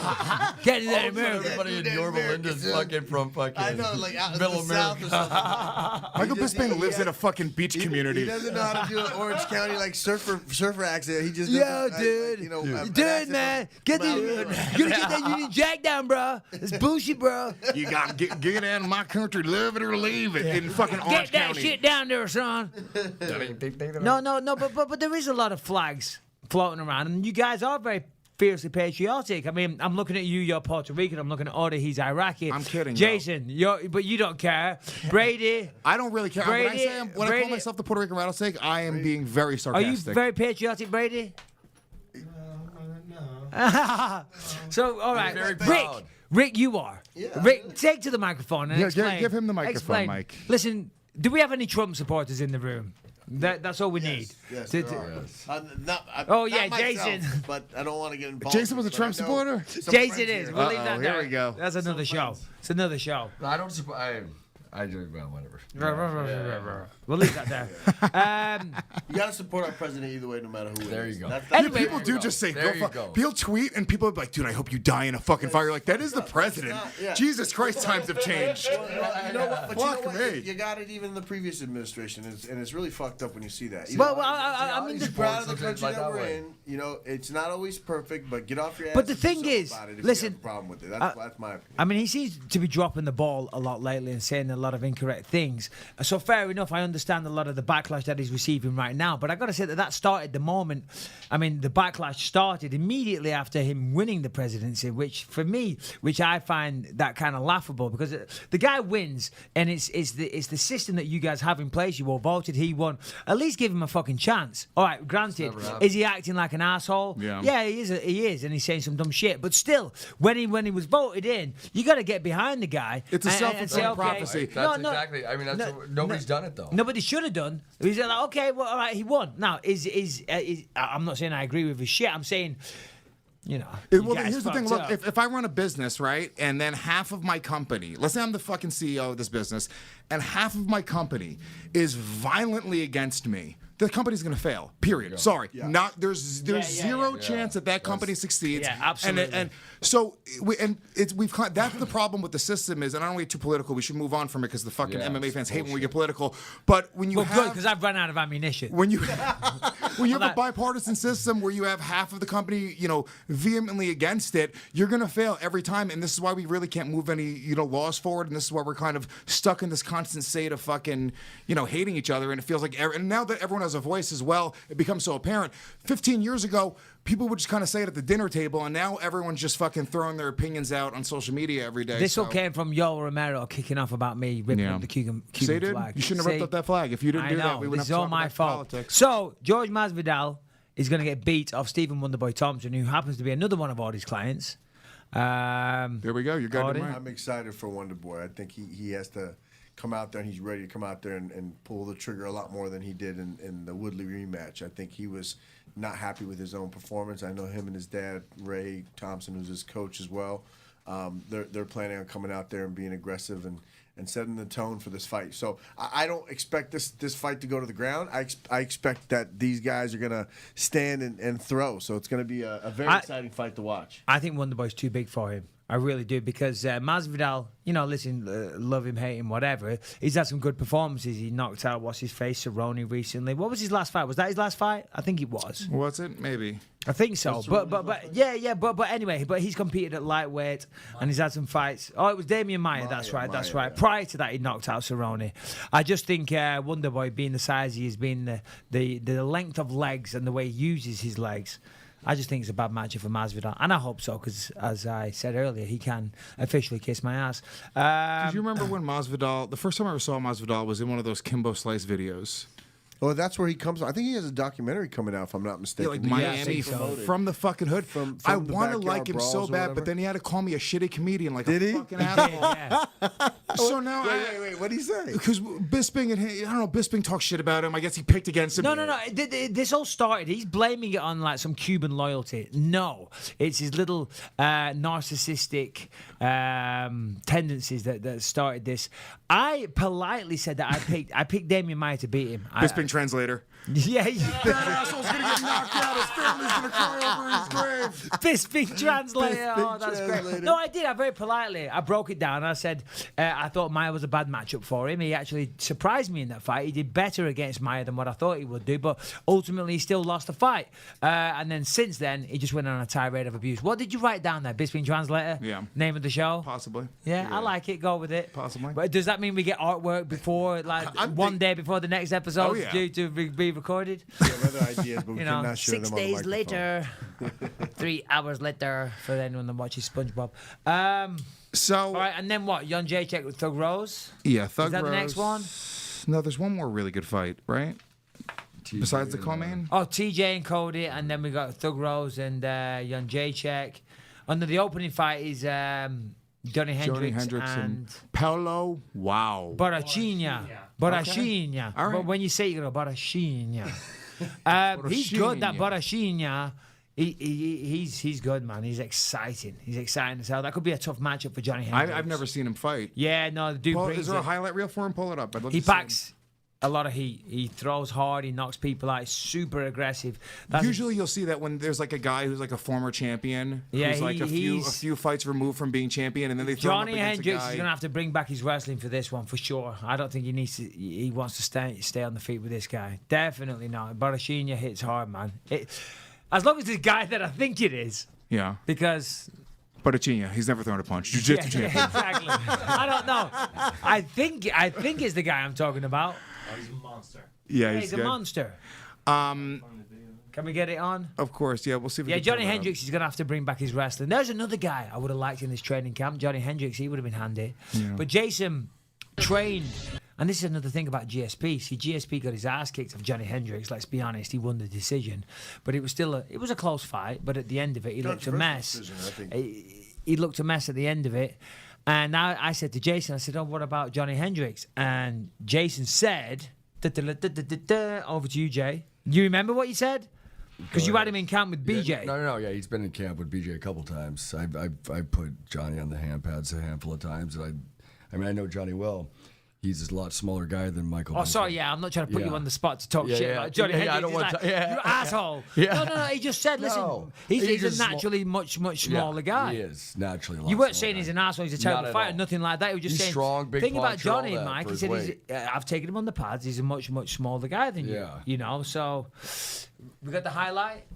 But isn't Johnny? Well, a lot of the guys GSP. That's his big thing now. Here we go. Is being the bigger guy. Yeah, this is the end right Yeah, this is Paolo Borrachinha knocking out. Oluwalebam Goze. Fuck me, dude. Hey, You know what? They pay the the big whole- bucks on Fox. I Hey, will hey. never, until I get paid to learn these people's names, I will not say them correctly. Oluwalebam Goze. Alawambi The Bagoji. Holy War Angel. If I'm not mistaken, that's his nickname. It's a good nickname. Yeah, Really? This is the 18-year-old kid from Brazil, correct? Yeah. So, Paolo Borrachinha is 18. so anyway, listen, 21. Is he 21? I'm going to go with Johnny Hendricks in that fight. So go to betdsi.com, use promo code ME25, register, $25 for free, 200% money on whatever you put down, money match, whatever. Paolo Borrachinha to win, and I'll say via knockout. Wait, so Paulo to win over Johnny. Paolo to win, yeah, no offense, Johnny. Oh, look at it. This guy's fucking jacked. Holy shit. No, he's All not 20. He's natural? 26 years old. 26. All natural. Undefeated 10-0. He's got 2 fights in the UFC, but All never natural. fought anybody as what, Mike? You want to Never say? fought out of Brazil either. Never fought out of Brazil either. Oh, that's convenient. That's gonna make it. You know, Vitor never used to fight out of Brazil either when he was fucking looking like. Paulo Arnold. He looked like Paolo Borrachinha when he looked like the Incredible Hulk. All right, so next fight, Double J, Joanna Jacek versus Rose Namajunas. Oh, to give me a pick, I'm eating cashews. Yeah, that's gonna be a good fight. I mean, Oh, you saying that off the air? You're going, don't ask me. Sorry. Why do you rep one of them too? He did. Yeah, who's gonna win, Audie? Come on. Yeah. Look, Joanna's a good fighter. She's on her feet. She's one of the best strikers. But honestly, Rose is deadly if she shows up with the right mental state. Right? I think she's still young. She's still developing her mental toughness.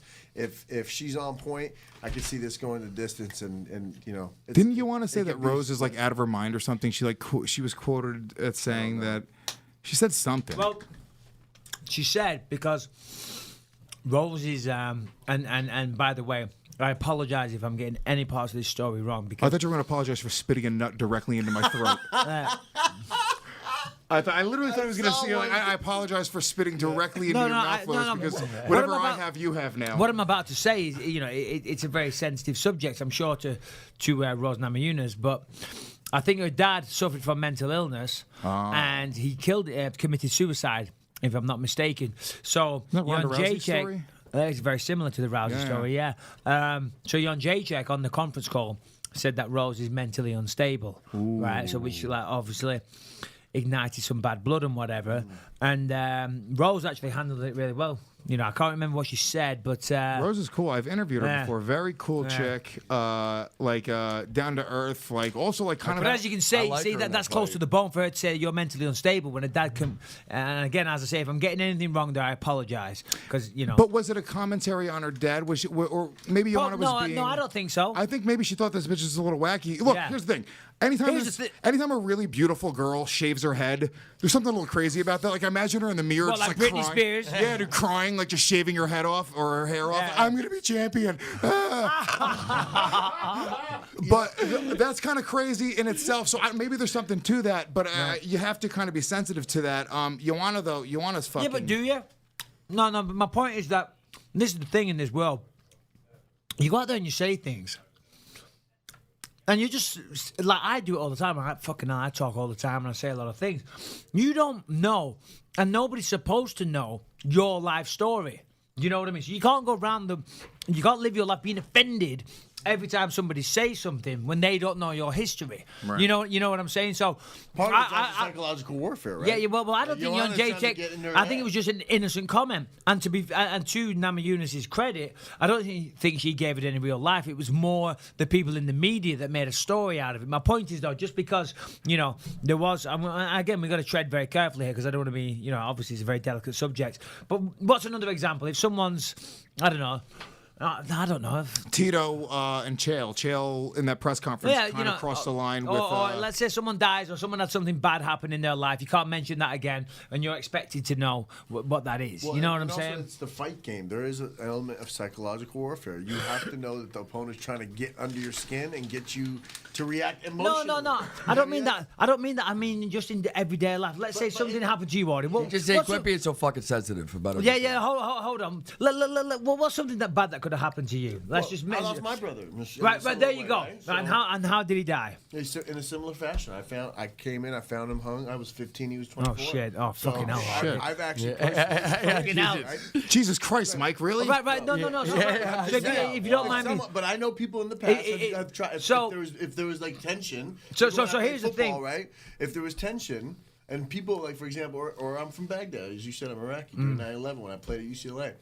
There was opponents that would try to get under my skin. No. Would two of them stand up really tall next to each other and another one would crash into the other one? Hold on. But that's not the point. That's not the point I'm trying to make. The point I'm trying to make is so. You dick. No, Audie. That's not the point I'm trying to make. What I'm trying to say is so you went through something obviously very traumatic, and let's just say someone's just making a joke one day and they mention something about somebody being hung and they make light of it, and then you jump out and you go, "Hey, motherfucker, you can't say that because my brother, right?" So, hold on a minute, I didn't know that. Like if somebody said signing with Audie. What I will tell you is in high school, I remember someone right after it happened, someone had made a joke about, where's Audie? He must be hung up somewhere, right? And it really, really upset me at the time. Fucked up, yeah. And I was when I was younger, I didn't know how to control my energy as much as I do now at the age of 37, having been through what I've been through in life and business.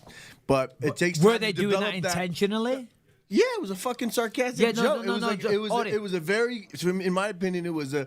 Now, after the fact, after everybody ragged on him, after I gave him the silent treatment, I almost whooped his ass. But No, you no, know, you- my friends got on him. His friends got on him. He apologized. He came back and apologized because he realized it was tasteless. Now, in this situation, for Rose and Joanna, it's a battle. There's a you're psychological not understanding the point that I'm making, though. What I'm saying is that obviously that guy was a fucking dick. He was an asshole, Right. and you should have cracked him in the fucking face. I would have done, especially at school when you can kind of get away with that. Yeah, no, that's why I used to get in trouble for, unfortunately. No, I agree with this what thing. I'm saying is if somebody just makes, we'll call it a classless joke or a joke in bad taste, but they just make a remark not knowing your history or whoever's history or Rose's history. Yeah, And like they let's just- say somebody. I agree with you. Yeah, you know what I'm saying? I agree That with you have to deal with that. You have part to of it, learn and how to deal with that a exactly, little and bit. and that's what I you mean. see what I'm saying? So I you agree can't with you walk around 100%. trying to look to be And that's- offended by that's that. my point. You have to learn how to channel that energy the right way. Yeah. And to your point, you're right.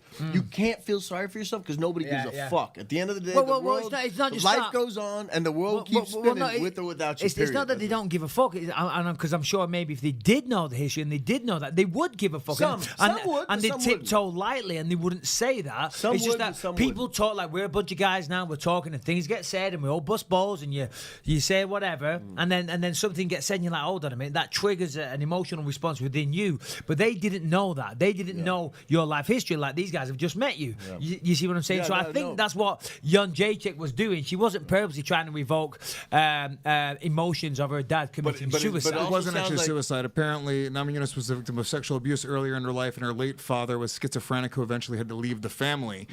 So I guess he had to maybe be committed or something. Was that it? Okay, so don't I know. got it utterly and completely wrong. So, I So said Michael earlier. Bisping is insensitive. No, Bisping Michael translator. Bisping translator. Bisping translator. Bisping translator. But to your point, like, look, whether Joanna meant it as a dig or not. Fuck it, let's just say she meant it. She's a bitch. Okay, so How even- dare you? Even if you meant it, If it sells five more but pay-per-views, here's- that's here's- $5 but for here's me. what I was Let's telling go. You asked me who I picked, right? Yeah. And Mike said that Rose handled it. She didn't even give it any credence. She didn't even let it bother her. And that's what I was saying earlier. If she shows up with the right mental and the state of mind, right? I think she's gonna give Joanna a run for her money, and it's gonna Yeah. be a great fight. Rose had that crazy flying armbar back in the day. Remember that? Like in Invicta. I don't remember that. No, she dude. Well, Jason was saying a few days ago because remember she got beat off. What was her name? Carla Esparza back in the day on the Ultimate Fighter. She got beat by her. That's but right. Jason, you were saying she was only 21 and she was a baby back then, and now she's matured. She's got better. Yeah, this that is win right against there, the flying Karate Hottie armbar. was a hell of a win too. This is when she Michelle was- Watterson. She's talented. I got Rose in that fight actually, but I mean, and Joanna I think is one of the best fighters in the game. Yeah. Really, her Yeah. stand up is fucking. amazing. Well, that I mean, I If think she had a little power, she would be really amazing. Unfortunately, Listen, we're all here and we're breaking down fights, and I'm just glancing across the room. Really, at some point, we do need to get into the mind of Brady Fink because it's an exceptional thing. It really is an exceptional thing. it is Brady, you special. need to come and talk to Lewis for a little bit. Brady, He's come do the last few picks with us because we have to wrap up in like I would say. All right, I'm gonna switch give you my with mic, Jason. All right, switch with Audie or whoever. Switch with me. Go. Come on, Brady. Come on, Brady. Get we go. involved. You can't sit here the whole time and not be involved. Brady Fink joins the show. Me and Brady. Third Dan in Brazilian Jiu-Jitsu. Fought in Pride back in the day. He's a bad motherfucker. Thanks. He loves talking about dicks. He does. But hey. Highbrow podcast, guys. Come on. So all right. So real quick, the picks. I'm gonna pick Joanna. Fuck you guys. Hey. Talking shit. Audie's the man.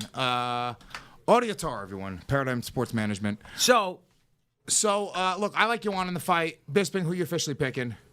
for Namajunas and Jan Jacek? Yeah. Oh, God. I got to go with Jan Jacek. I mean, to be honest, I mean, she's amazing. She really is. And she just seems to get better and better. She's been fighting at this high level for so long.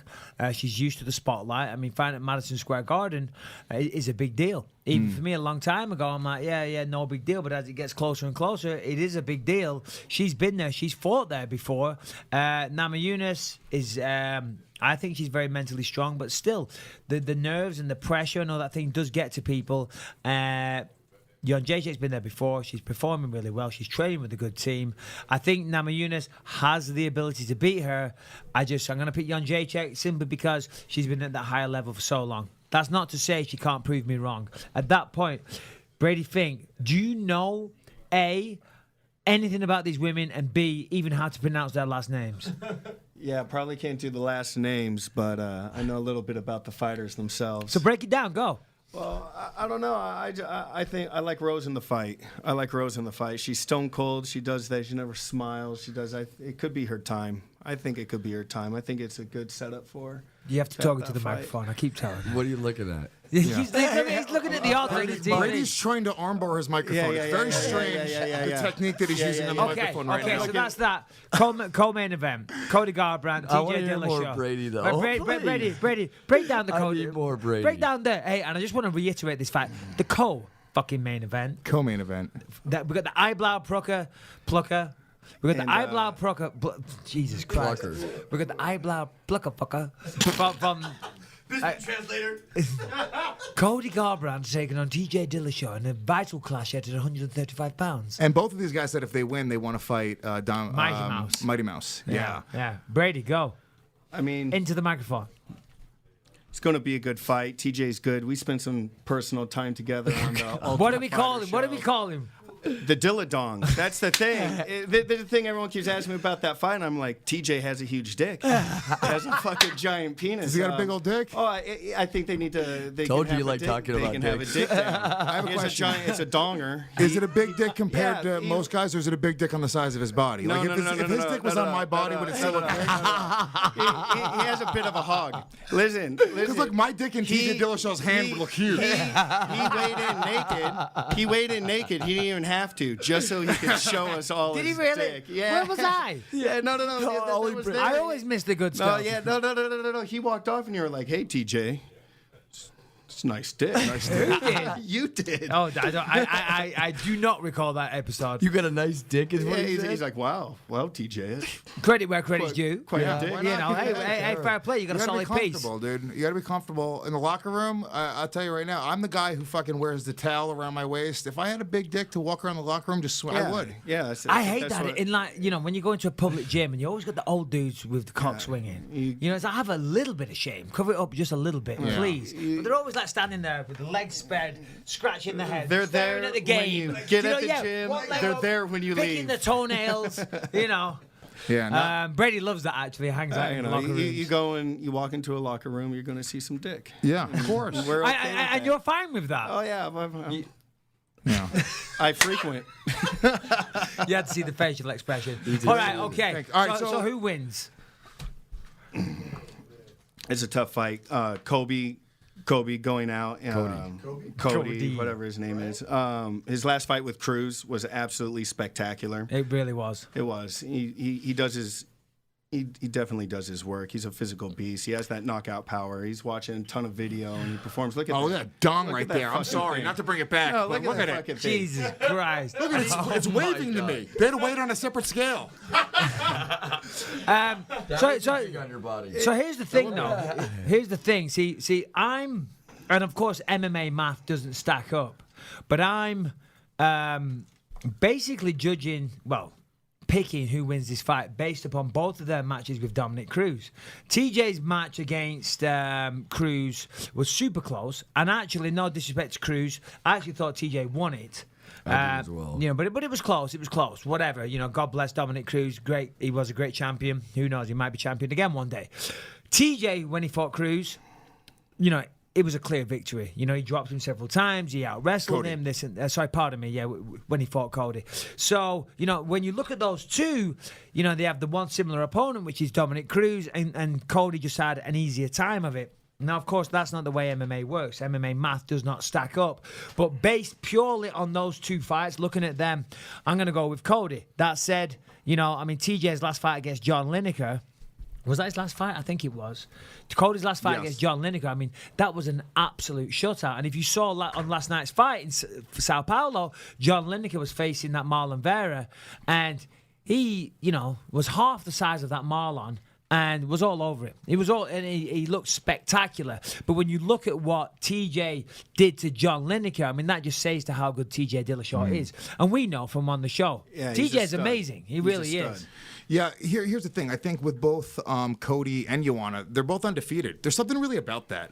When a guy hasn't been defeated, there's no there. It's very It's difficult special. to pick against them, and it's not like they're undefeated coming in from a smaller organization and now they're at the big show. It's like no. Joanna has beat the best of the best. Everybody put in front of her.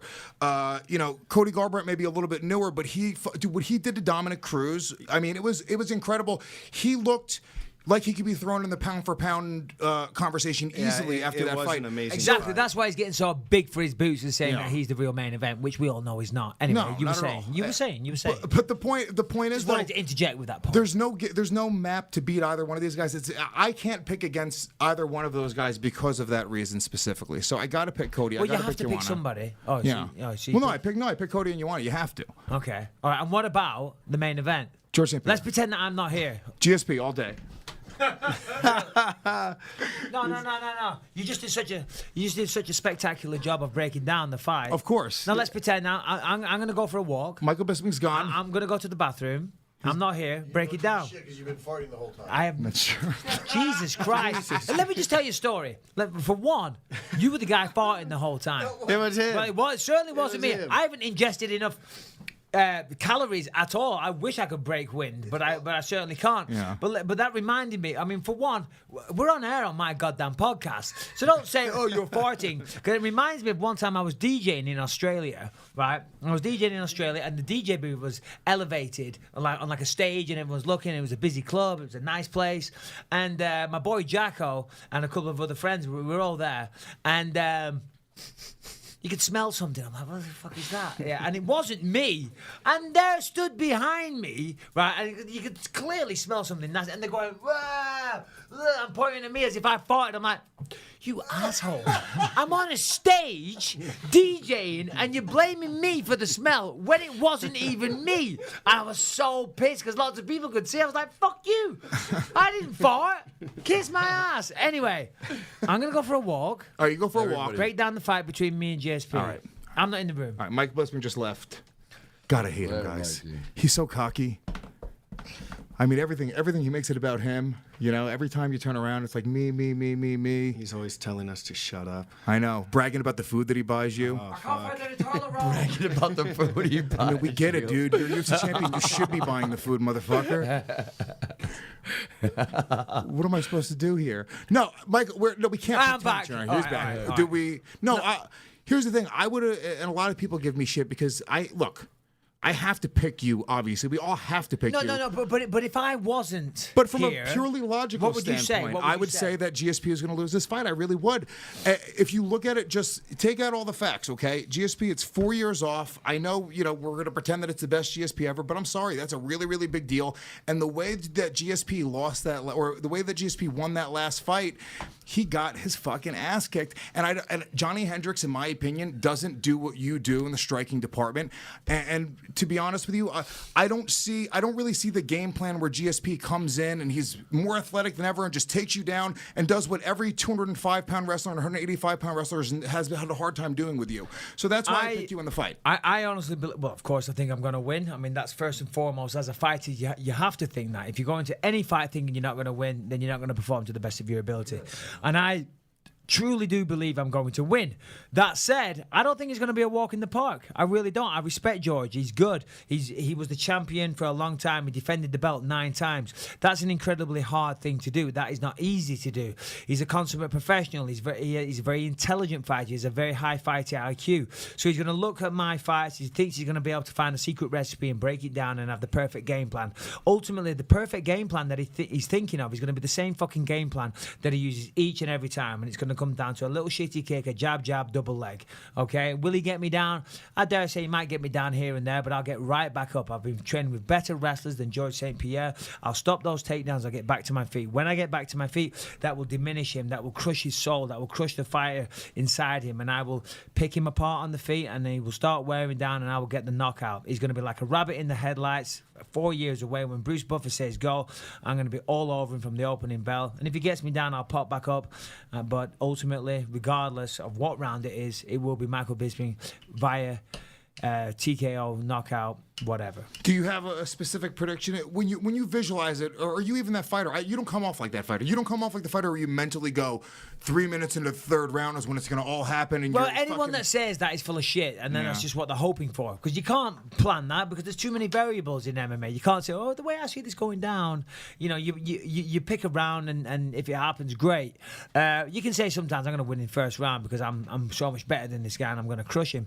And I'm going to try and crush George inside the first round, but also you got to be careful because by being too aggressive, that could play into George's game. If I go hunting him and stalking him right from day one, from the opening bell, I could walk into a double leg takedown and get taken down. So that's what he wants. He wants me to be over aggressive, but I am going to be aggressive, but I'm going to be cautiously aggressive. That said, I do see myself winning. God bless George. Good try. Bon voyage. Is there a fight you watched that made you go like, that's kind of the better question. Is there any fight that you've watched of his that you kind of extracted information from where you felt as if like that's really important to know? Not really, because I mean, if you look at the Nick Diaz fights and the Carlos Condit fights, they're two tall guys. They're the tallest guys that he's fought, and they like to strike. So you could say there's similarities there, but they're a lot smaller than I am. Neither of them really know how to stop a takedown, if I'm honest. And I mean that with the greatest of respect. Nick Diaz and Carlos Condit are fantastic fighters. But for George St. Pierre, they were bad matchups. Now, they kind of remind me, and Diaz has probably got better jiu-jitsu off his back. I'm not saying that, but they kind of remind me of myself a long time ago. When I first got in the UFC, I couldn't stop a takedown to save my life. I was good on the ground. I had good stand-up, but I couldn't stop a takedown. Now I can stop takedowns, and I've got way better on the feet, and I'm better on the ground thanks to these two guys standing right here. I'm way more dangerous on the feet. I'm way better off the ground, and I can stop takedowns. So I look at those two fights, and I think, yeah, they did some good things on the feet, but they got taken down. I'm going to accentuate the good things that they did on the feet, but I'm not going to get taken down. Yeah. Poof. I'm sick of fucking saying this shit. Well, the Condit fight's the one that I kind of look at it as like, which one? Guess the Condit is I guess probably the most similar fighter to you that he's faced. You know what I'm saying? Yeah, I guess you can draw similarities. Yeah, I guess Nick is more like a straight up boxer. He doesn't really kick as much, but yeah, look, dude, we're fucking super pumped about this fight. Obviously, everyone's picking Mike to win the fight. I'm going to pick officially third round TKO, Michael Bisping. Boom, that's a safe bet. That's not bad. That's a good one. That's very safe right there. So I like that. We wish you the best of luck in that. I'm going to tell you this right now. I'm in the best shape of my life. I'm going to have the best weight cut of my life. I've had the best training camp of my life, and that's a fact. Jason, I've been knocking fools out left, right, and center, right? Every spar. We spar 3 days a week, and Mike stopped a guy every yeah, you definitely want my mouth in this one, huh? No, we said that line again. It was so good. No, it was. Hey, but in all reality, he's been stopping guys the last every sparring session. He's stopping guys in the gym, and I mean that's what I always look. Knockouts. Knockout. Knockouts. He broke a guy's jaw. I'm not going to name his name, but he had to pull him out of a Bellator fight. But he broke his jaw with that.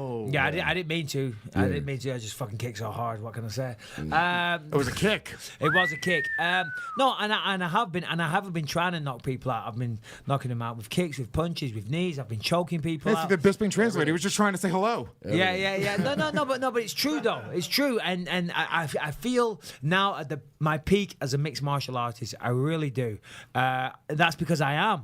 I really am. At 38 years old, people think that's crazy. I saw some journalists saying, oh, yeah, Bisping's kind of diminished a little bit. That's absolute nonsense.